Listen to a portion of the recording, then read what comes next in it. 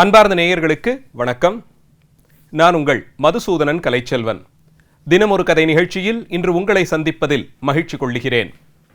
இந்திய திருநாடு சுதந்திரம் அடைந்த பிறகு முதல் 10 ஆண்டுகள் அல்லது 20 ஆண்டுகள் இங்கே பல்வேறு முக்கியமான நடவடிக்கைகள் எடுக்கப்பட்டன.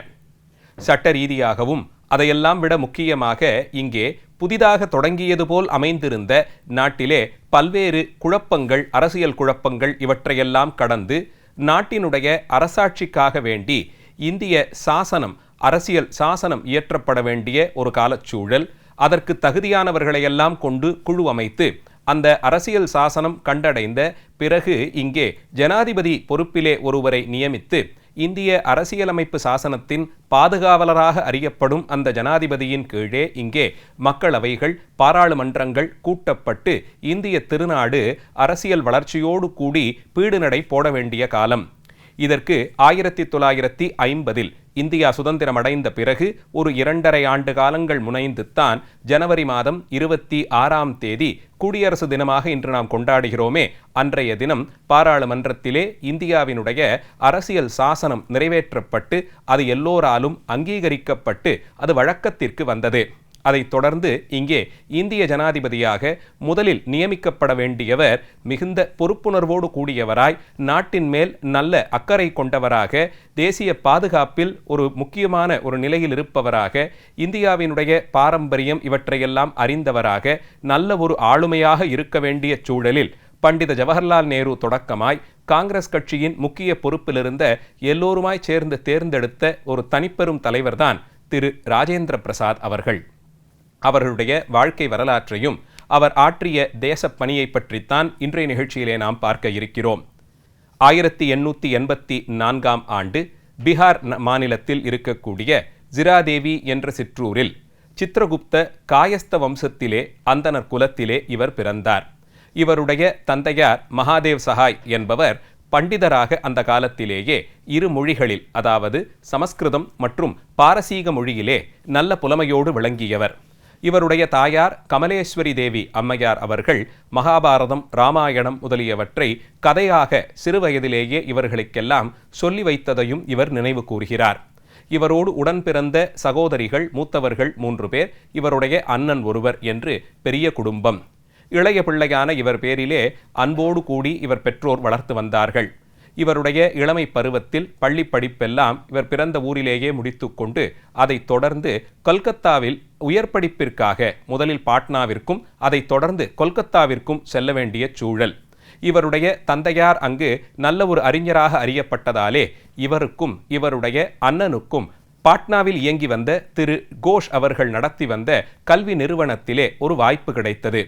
அங்கே சென்ற பிறகு இவர் கொல்கத்தாவில் அப்போது இயங்கி வந்த உயர்கல்விக்கான கூடத்தில் சேருவதற்காக நுழைவுத் தேர்வு எழுதினார். அந்த நுழைவுத் தேர்விலே முதலிடம் பெற்று 30 ரூபாய் சன்மானமாகவும் பெற்று நிதியுதவியாகவும் பெற்று படிப்பை தொடர்வதற்கு இவருக்கு அரிய ஒரு வாய்ப்பு கிடைத்தது. அதைத் தொடர்ந்து கொல்கத்தா மாநில கல்லூரியிலும் அதையும் தொடர்ந்து கொல்கத்தா சட்டக்கல்லூரியிலும் பயின்று சட்ட வழக்கறிஞராக இவர் தன்னுடைய பணியை கொல்கத்தா உயர்நீதிமன்றத்திலே பதிவு செய்து கொண்டு தொடங்கினார். 20ஆம் நூற்றாண்டின் ஆரம்பத்தில், அதாவது 1900களின் தொடக்க 10 வருடத்திற்குள்ளே இவருடைய ஆர்வமெல்லாம் இந்திய தேசிய சுதந்திரத்தின் பால் சென்றது. அப்போது முதல் முறையாக அந்த பகுதிகளில் நடந்த காங்கிரஸ் கூட்டங்களிலே தன்னார்வலராக கலந்து கொண்டார். 1906-7ஆம் ஆண்டு வாக்கில் அண்ணல் காந்தியடிகளை முதல் முறை சந்திக்கும் வாய்ப்பு இவருக்கு கிடைத்தது. தன்னார்வலராக இவரும் இவருடைய நண்பர்கள் சிலரும் ஆற்றி வரும் பணியை பார்த்து மகிழ்ந்த அண்ணல் காந்தியடிகள் அப்போது அமைக்கப்பட்டிருந்த விசாரணை குழு ஒன்றிலே இவரையும் வந்து பணியாற்றும்படியாக கேட்டுக்கொண்டார். அதன்படி இவர் செய்து வந்த பணியிலே காந்தியடிகளோடு நெருங்கி பழகக்கூடிய ஒரு வாய்ப்பு கிடைத்தது. காந்தியடிகளின் எளிமையான வாழ்க்கை, எப்போதும் உண்மையின் பக்கம் நிற்கும் குணம், நல்ல மன உறுதி, திடமான எண்ண ஓட்டம் ஆகியவற்றால் இவர் பெரிதும் கவரப்பட்டார். அப்போது நடந்த 2 மிக முக்கியமான சுதந்திர போராட்ட இயக்கங்களிலே உப்பு சத்தியாகிரகத்திலும் வெள்ளையனே வெளியேறு இயக்கத்திலும் இவர் மிகப்பெரிய அளவில் கலந்து கொண்டார். தண்டியிலே காந்தியடிகள் உப்பு சத்தியாகிரகத்திற்காக நடைப்பயணம் மேற்கொண்ட போது அது இந்தியாவெங்கிலும் இருக்கக்கூடிய தலைவர்கள் அவரவர்கள் வாழக்கூடிய பிராந்தியங்களிலே தலைமை ஏற்று உப்புக்கு விதிக்கப்பட்டிருந்த வரியை எதிர்த்து போராட வேண்டும் என்று குரல் எழுப்பினார். அதை ஏற்றுக்கொண்டு திரு ராஜேந்திர பிரசாத் அவர்களும் அந்த பணியிலே ஈடுபட்டார். அடுத்து 1911-12 வாக்கிலே வெள்ளையனே வெளியேறு இயக்கம் மிகப்பெரிய அளவிலே சீரிய அளவில் மக்களிடையே நன்மதிப்பையும் வரவேற்பையும் பெற்று வெள்ளையனே வெளியேறு என்ற கோஷம் இந்தியா எங்கும் எதிரொலிக்கத் தொடங்கியது. முதல் முறையில் பெரிய அளவில் மக்கள் முயற்சியாக மக்கள் இயக்கமாக சுதந்திர போராட்டம் மாறி வருவதை பார்த்து ஆங்கிலேயர்கள் அச்சம் கொண்டு தங்களுடைய இரும்பு கரங்களை வலிமைப்படுத்தி கொண்டு மக்களை ஒடுக்க முயற்சித்தார்கள். இந்த காலச்சூழலில்தான் பல்வேறு தலைவர்கள் தனித்துவமான ஆளுமையோடு அவர்களுடைய பெருமை நீடித்து நிலைக்கும்படியான பங்களிப்புகளை வழங்கத் தொடங்கியிருந்தார்கள். அவர்களுக்குள்ளே ஒருவராக நாம் திரு ராஜேந்திர பிரசாத் அவர்களை பார்க்கலாம். அந்த நிலையில் வெள்ளையனே வெளியேறு இயக்கத்திலே கலந்து கொண்ட இவர் அதையும் தொடர்ந்து காந்தியடிகள் வெள்ளையர்களுடைய கல்வி நிறுவனங்களை நாம் புறக்கணிக்க வேண்டும், அவர்களுடைய தொழிற்சாலைகளிலே உற்பத்தி செய்யப்படும் பொருட்களை நாம் விலை கொடுத்து வாங்கக்கூடாது, இது அவர்களுக்கு நாம் மறைமுகமாக உதவி செய்யும் விதமாய் அமைந்துவிடும் என்று இதை ஒரு இயக்கமாக மாற்றினார். சுதேசி இயக்கமாக தொடங்கிய இந்த இயக்கத்தின் தன்னுடைய பங்களிப்பை பதிவு செய்யும் விதமாக திரு ராஜேந்திர பிரசாத் அவர்கள் அவருடைய மகன் அதுவரை படித்து வந்த ஆங்கில கல்விக்கு நிறைவு கொடுத்துவிட்டு அதிலிருந்து நீ வெளியேற வேண்டும் என்று அறிவுரை கொடுத்து பீகாரிலே இவர் நடத்தி வந்த வித்யாபீடத்தில் தன்னுடைய மகனை சேர்ந்து படிக்கும்படியாய் செய்தார். அப்படியென்றால் பீகார் பகுதிகளிலே இந்தியர்கள் பாரம்பரியமான வித்யாபீடங்கள் அமைத்து இந்திய மாணவர்களுக்கான கல்விச்சாலையாக அது அமையும்படியாய் செய்திருந்தார்கள் என்று பொருள். அந்த நிலையில் இவர் சிறுக சிறுக தன்னை கல்விப் பணியிலே ஈடுபடுத்தி கொண்டு விரிவுரையாளராக, ஆசிரியராக, பேராசிரியராக, துறை தலைவராகவெல்லாம் வளர்ந்திருக்கிறார். பல்வேறு கல்வி நிலையங்களிலும் முக்கியமாக கொல்கத்தா பல்கலைக்கழகத்திலும் அதன் கீழ் இயங்கி வந்த கல்லூரிகளிலும் இவருடைய ஆசிரியர் பணி இன்றும் நினைவு கூறப்படுகிறது. 1920களுக்கு பிறகு சிறுக சிறுக காங்கிரஸ் கட்சியிலே தான் நிலை பெற்றுக் கொள்ளும் விதமான ஒரு நிலை ஏற்பட்டது. 1906ஆம் ஆண்டு காங்கிரஸ் கட்சியில் இணைந்து பல்வேறு செயல்களிலும் காங்கிரசினுடைய பல்வேறு இயக்கங்களிலும் பணிகளிலும் தன்னை ஈடுபடுத்தி கொண்டு நேர்மையின் பக்கம் எப்போதும் நின்று அயராது உழைத்தவரான திரு ராஜேந்திர பிரசாத் அவர்களுக்கு காங்கிரஸ், இந்திய தேசிய காங்கிரசினுடைய தலைமை பொறுப்பும் தேடி வந்தது. 1930களிலே பம்பாயில் நடந்த காங்கிரஸ் கூட்டத்தில் தலைமை பொறுப்பிற்கு இவர் தேர்ந்தெடுக்கப்பட்டார். அதைத் தொடர்ந்து சில காலம் கழித்து திரு சுபாஷ் சந்திரபோஸ் அவர்கள் காங்கிரஸை விட்டு வெளியேறிய பிறகு அந்த தலைமை பொறுப்பு மீண்டும் இவரை தேடி அடைந்தது. இந்த நிலையில் சுதந்திர போராட்டத்தில் கலந்து கொண்டதால் பலமுறை இவர் சிறை செல்லும்படியான ஒரு நிலையும் ஏற்பட்டது. அதிலும் இவருக்கு சிறைவாசம் பல காலங்கள் தொடர்ந்து வேறு யாருடனும் பேச முடியாத அளவிற்கு கடுஞ்சிறை வாசமாக இருந்தது. பல்வேறு சிறைச்சாலைகளில் இவர் இருந்த காலங்களிலெல்லாம் கூட அப்போதும் மக்களுக்கான உதவியை செய்வதிலேயே இவர் நாட்டம் கொண்டிருந்தார்.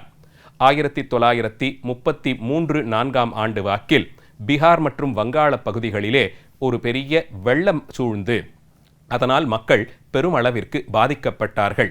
அந்த வெள்ளக்காலத்திலே அதற்காக நிவாரணக் குழு ஒன்றை அமைத்து உடனடியாக சென்று மக்களுக்கு உதவி செய்தார்.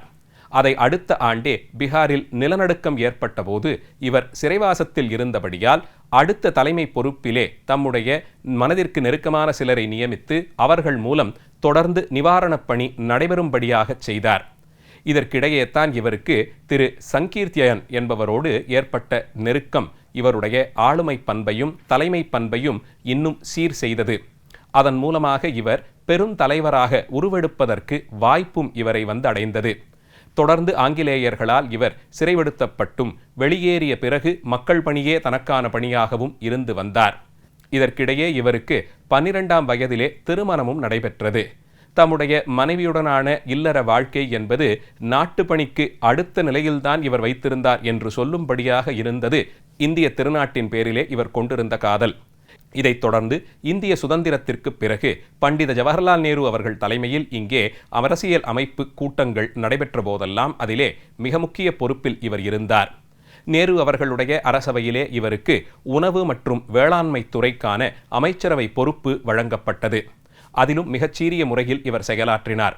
அதைத் தொடர்ந்து இந்திய அரசியலமைப்பு சட்டம் இயற்றப்படுவதற்கான குழு அமைக்கப்பட்டு அதிலே மிக முக்கிய பொறுப்பில் இவர் நியமிக்கப்பட்ட பிறகு அடுத்த 2.5 ஆண்டு காலம் 1950 அந்த அரசியலமைப்பு சட்டம் இயற்றி முடிக்கப்பட்ட பிறகு அது வழக்கத்திற்கு கொண்டு வரப்பட்ட பிறகும் அதற்காக மிக முக்கியமான பொறுப்பிலிருந்து இவர் பணியாற்றியதை இன்றும் அந்த குழுவிலிருந்து பெறப்பட்ட செய்திகள் மூலமாக நாம் அறிய முடிகிறது.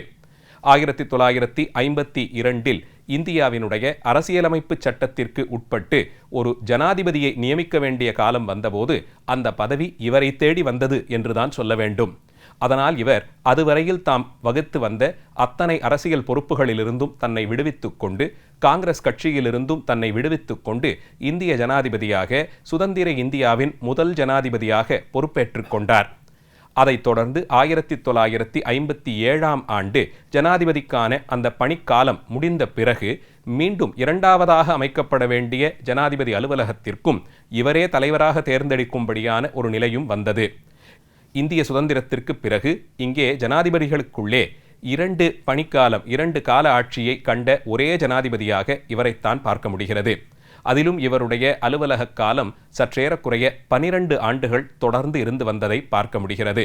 இதற்கிடையே ஒரு முறை ஜனவரி 26 இந்திய குடியரசு தின விழாக்களுக்கான ஏற்பாடுகள் எல்லாம் நடைபெற்று வந்தபோது ஜனாதிபதியான இவருடைய உடன்பிறந்த சகோதரி இறந்துபட்டு போனாள்.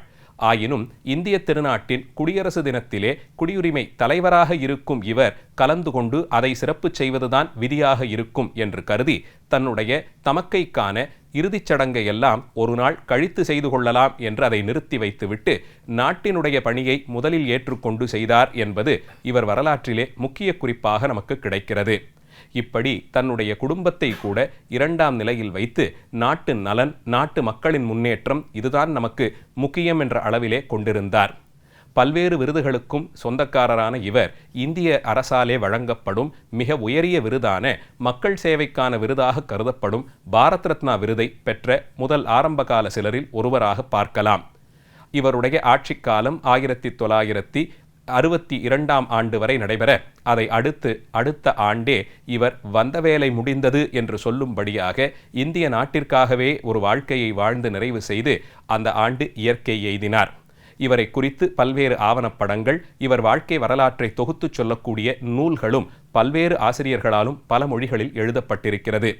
இந்திய சுதந்திரத்தினுடைய இறுதிக் காட்சிகளிலே மிக முக்கிய பங்களிப்பு இவருடையதாக இருந்து வர அந்த பங்களிப்பின் பயனாக இந்தியாவின் முதல் குடியரசுத் தலைவராக பணியேற்று அதை 2 ஆட்சிக் காலங்கள் தொடர்ந்து 12 ஆண்டுகள் செய்து நிறைவேற்றி நல்லவோர் வாழ்வு வாழ்ந்த பெரும் தலைவராக திரு ராஜேந்திர பிரசாத் அவர்களை நாம் பார்க்கலாம்.